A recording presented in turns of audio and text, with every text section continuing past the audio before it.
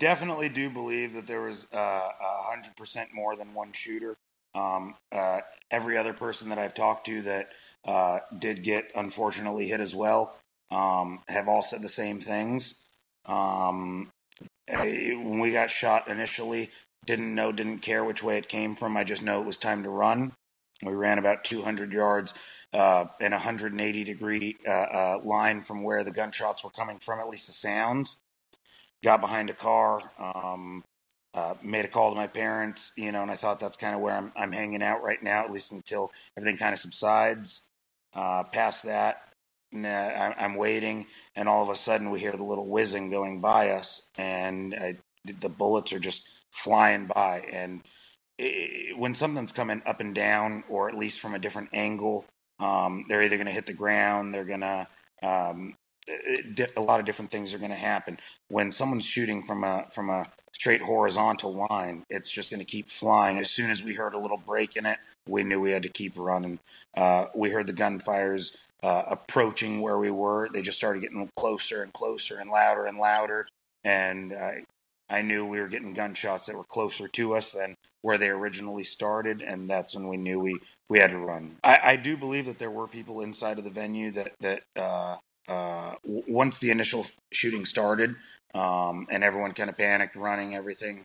Once the lights turned on the stage and kind of lit everything up, it was a lit target. Every other night at the concert, everybody kind of exited right off Las Vegas Boulevard. That was standard. That was routine. You get out of the concert and you go down and go into the next casino. Well, at 10 o'clock, they closed every exit on Las Vegas Boulevard, every single one. They gated them all closed with chain link fences. 10:08, the shooting started, and it was we were pigs sitting in a corral. We only had one exit to go out of, and I'm sure nobody was familiar with where we were going.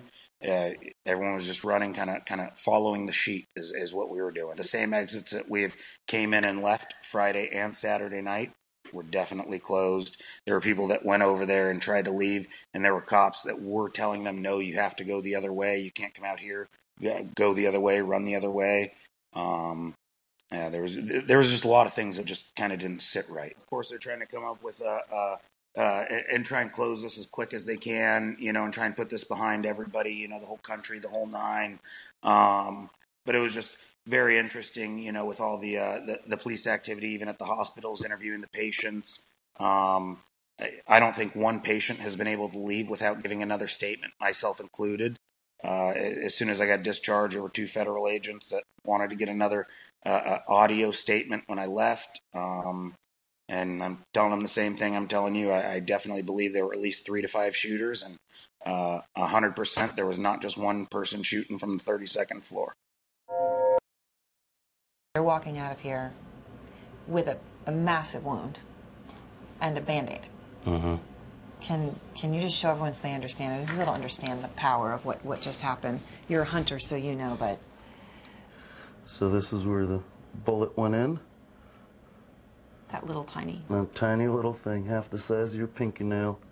And there was no exit wound, but everything kind of moves around, and you kind of get left with a bruise, I guess. And there's going to be a whole bunch of inflammation, and